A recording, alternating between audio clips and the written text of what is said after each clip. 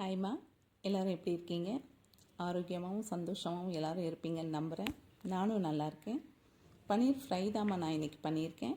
அதுக்கு நான் 200 கிராம் பன்னீர் எடுத்து மீடியம் சைஸில் கட் பண்ணிவிட்டு ஒரு பவுலுக்கு மாற்றிட்டு தேவையான அளவு உப்பு சேர்த்துட்டு மிளகுத்தூள், சீரகத்தூள், காஷ்மீரி மிளகாத்தூள், தனியாத்தூள், மஞ்சத்தூள், கரம் மசாலா, சாட் மசாலா இது எல்லாமே 1/4 ஸ்பூன் எடுத்து போட்டுட்டு 2 ஸ்பூன் நல்லா கட்டி தயிரும் கொஞ்சமாக கஸ்தூரி மேத்தியும் நைஸாக அரைச்ச இஞ்சி பூண்டு விழுது 1 ஸ்பூனும் போட்டு நல்லா பொறுமையாக கிளறிட்டு மசாலா பிரியாமல் இருக்கிறதுக்கு நான் இதில் 2 ஸ்பூன் ரீஃபைண்ட் ஆயிலும் சேர்த்துருக்கேன்.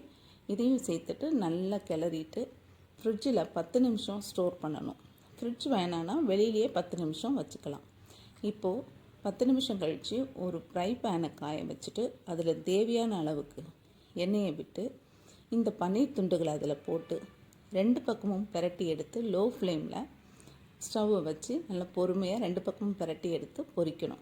இப்படி பொரித்த பன்னீர் துண்டுகளை நம்ம ஈவினிங் ஸ்நாக்ஸ்க்கும் வச்சுக்கலாம், ஒரு ஸ்டார்டர்ட் ரெசிபியாகவும் யூஸ் பண்ணிக்கிடலாம்.